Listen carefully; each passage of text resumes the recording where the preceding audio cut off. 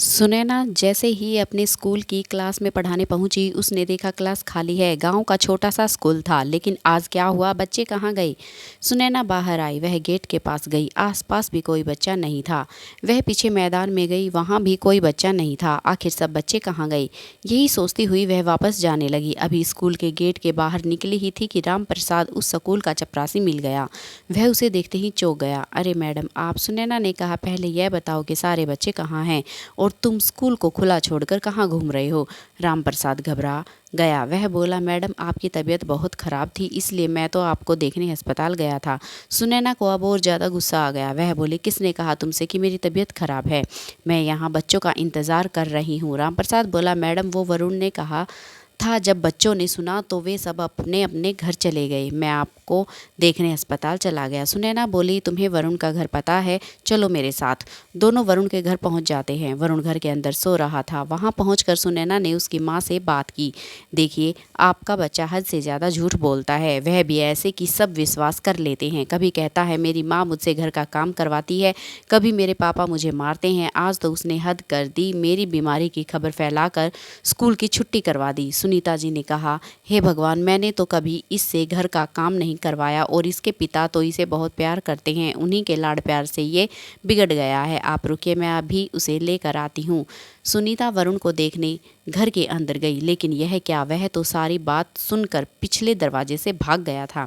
सुनीता जी ने आकर बताया कि वह भाग गया है, तो सुनैना ने कहा, आप अपने पति के साथ उसे लेकर कल स्कूल आइए, वहीं बात करेंगे। अगले दिन दोनों वरुण के साथ लेकर स्कूल पहुंच जाते हैं। सुनैना उनसे कहती है, देखिए हम इसे अपने स्कूल में नहीं रख सकते, मैं इसका नाम काट रही हूं, आप इसे कहीं और पढ़ा लीजिए। भजनलाल जी ने हाथ जोड़ते हुए कहा, मैडम ऐसा मत कीजिए, यहाँ आसपास कोई भी स्कूल नहीं है, मैं आगे से इसकी गारंटी लेता हूँ, यह कभी झूठ नहीं बोलेगा। सुनैना ने कहा, ठीक है, इस बार इसे एक मौका दे देती हूँ, लेकिन अगर इसने फिर से कोई शरारत की तो मैं आपसे बात करे बगैर इसे स्कूल से निकाल दूंगी। भजनलाल सुनीता और वरुण को लेकर घर आ जाते हैं और वरुण से कहते हैं, बेटा अगर आज के बाद तूने झूठ बोला तो तेरा मेरा रिश्ता खत्म समझ। वरुण के ऊपर इन बातों का कोई असर नहीं होता, वह अपने पिता की बातों पर ध्यान नहीं देता। अगले दिन से वह स्कूल जाने लगता है। कुछ दिन तक तो वह अपने आप को रोक कर रखता है, लेकिन उसे झूठ बोलने की आदत थी।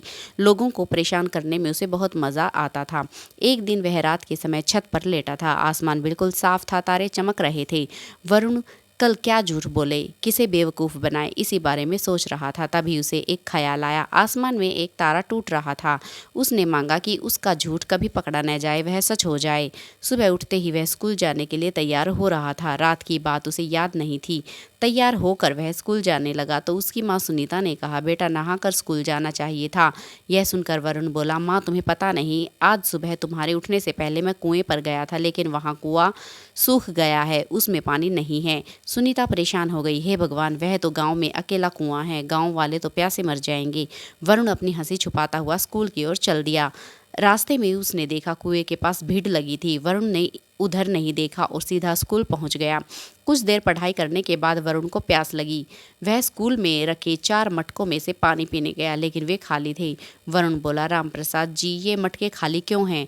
मुझे प्यास लग रही है। तब रामप्रसाद ने कहा, पता नहीं किसकी नज़र लग गई, गांव को गांव का कुआं सूख गया है। यह सुनकर वरुण के हाथ पैर फूल गए।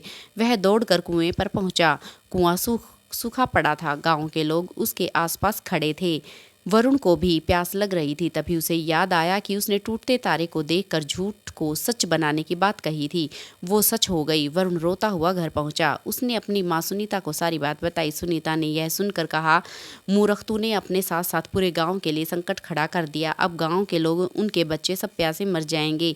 पानी का दूसरा कुआं यहाँ से कई किलोमीटर दूर है। वरुण ने कहा, माँ मैं एक और झूठ बोल देता हूँ, क्या पता इससे पानी आ जाए। उसने कहा, कुएं में तो बहुत पानी है। यह कहकर सुनीता को लेकर वह कुएं पर पहुंचा, लेकिन वह अभी भी सूखा था।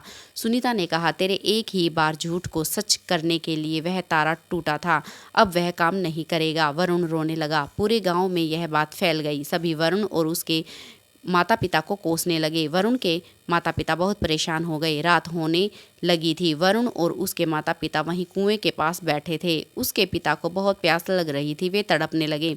वरुण रोने लगा, भगवान मेरे झूठ को झूठ बना दो, मैं अब कभी झूठ नहीं बोलूँगा, मेरे पिता को बचा लो। तभी एक और तारा टूट गया। वरुण ने देखा कुएं में से आवाज़ आ रही थी। उसने देखा उसमें पानी भर रहा था। वह पानी ऊपर तक आ गया था। वरुण ने पानी निकाला और अपने पिता को दिया। उसके बाद वरुण ने कहा, मैं कसम खाता हूँ आज के बाद कभी झूठ नहीं बोलूँगा।